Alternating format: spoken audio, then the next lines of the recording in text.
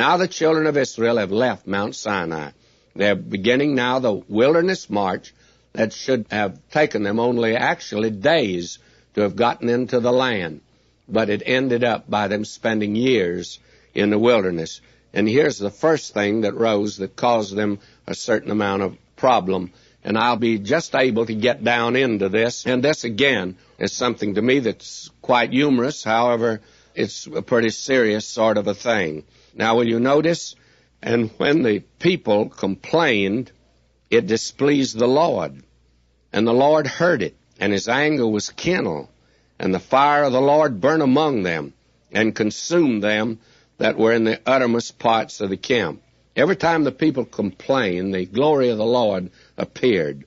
He was displeased with their groaning and complaining. I'm of the opinion he's displeased with many of these criticizing, complaining saints today that are everlastingly finding fault, and nothing seems to please them.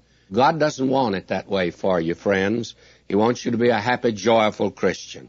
Now the people cried unto Moses, and when Moses prayed unto the Lord, the fire was quenched. And he called the name of the place Taberah, because the fire of the Lord burned among them. Now they began to complain. What's back of all of this complaint? Who were the troublemakers? Well, here they are, and we can locate them, and we'll just be able to locate them today.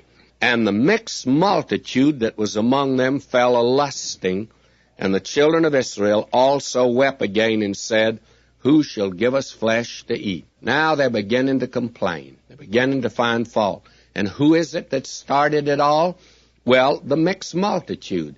Now, you remember the mixed multitude were those who were not sure who they were. They couldn't go up and join one of the tribes. They couldn't declare their pedigree. They weren't sure. And they weren't sure whether they should go on the wilderness march or not. After all, each one of them had a father or a mother down in Egypt, or a father and mother in the camp of Israel. There'd been this intermarriage. They're a mixed multitude. And they are just enough Egyptian to like Egypt. And they're just enough Israelites to want to go on the wilderness march. And you know, we've got our churches filled with people like that today. There are people that, yes, they want to mix with church people. They like to hear a good sermon. They want to go to church on Sunday. They want to live an upstanding life, they say. They want to be moral people. And so they've joined the church. They want to be with that crowd. But during the week, friends, they want to run with the world.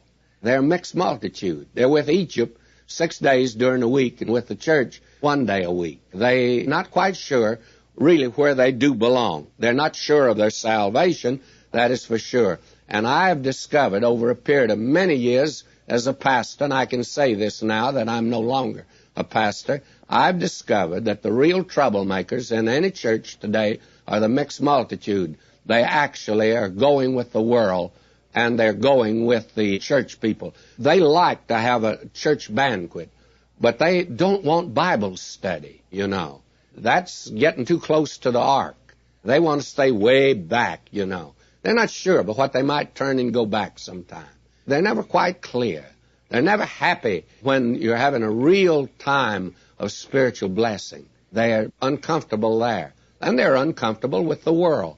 They just don't seem to fit in. They're a square peg in a round hole. And they just don't seem to fit. And they're generally troublemakers.